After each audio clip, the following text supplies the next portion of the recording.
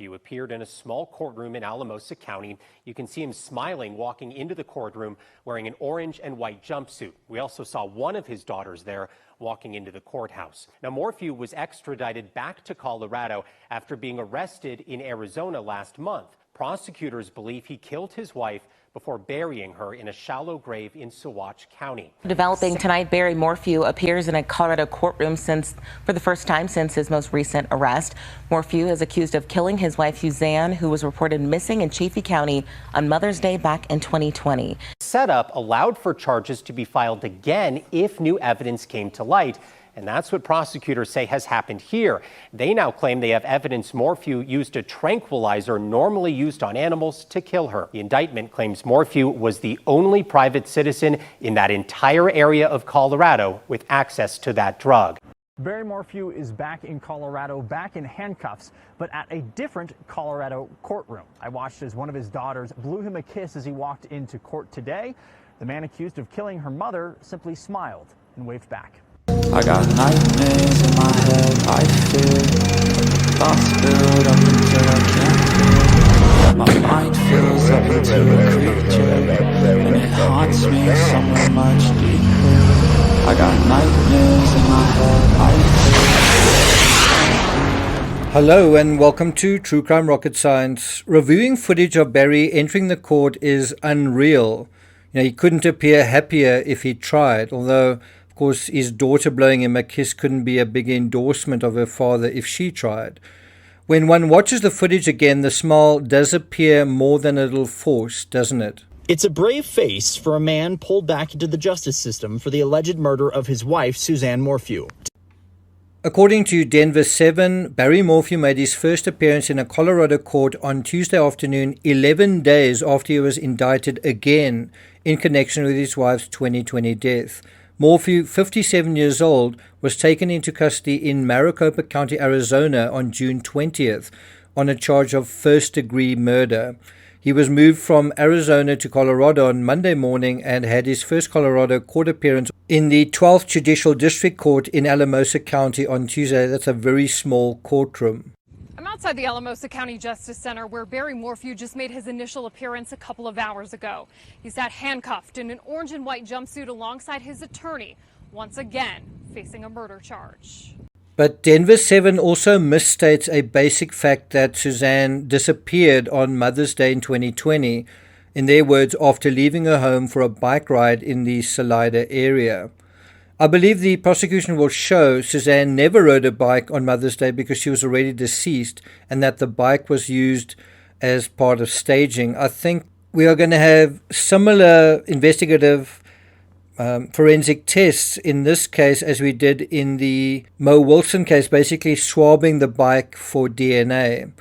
The indictment also detailed evidence that suggested SUZANNE Morphew's body did not decompose in the shallow grave where she was found in Saguache County, as there was minimal bug activity or animal predation on the remains and a lack of decomposition in her clothing. I'm not surprised the grave is shallow given the close proximity to a nearby tar road. I've driven on that road, so I've driven on that road to the site. The site's clearly visible from the tar road, and I think it's also the road itself and vehicles on the road are clearly visible if you're at the site. And I think the road there is Colorado Highway 17. That's what takes you through Moffett from, in southern Colorado up towards Salida. When I stood there, the site was very clearly visible from the road, which is higher up. So it's not that the road is even level with the ground. You have a view from the road down to the surrounding scrubland. The topsoil is also soft, so it really wasn't a question of effort to dig the grave, but more likely time. That was, I think, the issue. And that was something we also saw in the Watts case, that a shallow grave was dug very nearby in soft soil. He could have dug a much deeper grave, but time was the issue in that case as well. The indictment also refers to bleaching of the bones, which may be a reference to the weather. I don't actually think it is. It could be how a person tried to remove tissue and other evidence to render a DNA match impossible. Whatever the case, the perpetrator failed to prevent the identification of SUZANNE's remains. According to Denver 7, about 21 months after her body was discovered, Barry Morphew was indicted for murder in connection with his wife's death. That's almost 2 years. Just think about that. 2 years after her body was discovered.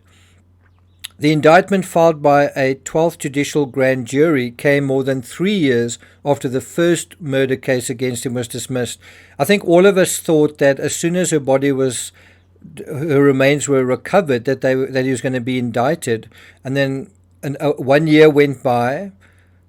Incredibly, her remains had been found. A year goes by, then another year went by. But I think I was certainly one of, I'm sure many of you who believed that there was no way that this case was going to be let as it was, that the prosecution were this time very carefully putting their case together to make sure there would be no mistakes, no missteps, no prosecutorial blunders. Denver 7 was in the Alamosa courtroom Tuesday for Morphew's initial hearing in front of Judge Amanda Hopkins. That's according to their reporting online. They say that he entered the courtroom handcuffed. So, when they say that he waved his daughter, I'm not sure how he could do that handcuffed, but the video is cut off at his waist, so maybe he waved via the handcuff, but it does seem a little bit of a strange comment. He was wearing an orange and white jail suit, as we saw in his previous appearance, and he was sitting next to his counsel, David Bella and Jane Fisher Burialson. Morphew is going to stand trial in the same county. His next court appearance is set for September 2nd at 1:30 p.m. Now, one of the defense attorneys has said that they are going to challenge Morphew's $3 million cash bond. Meanwhile, Judge Hopkins said that she would ensure there was enough time to discuss the bond at this next appearance. So Barry is going to be cooling his heels in jail between now and September, unless there's some extraordinary new development. Also, according to Denver 7, Morphew's face noticeably lit up as soon as he saw one of his daughters, who was there to support him. His other daughter was noticeably absent.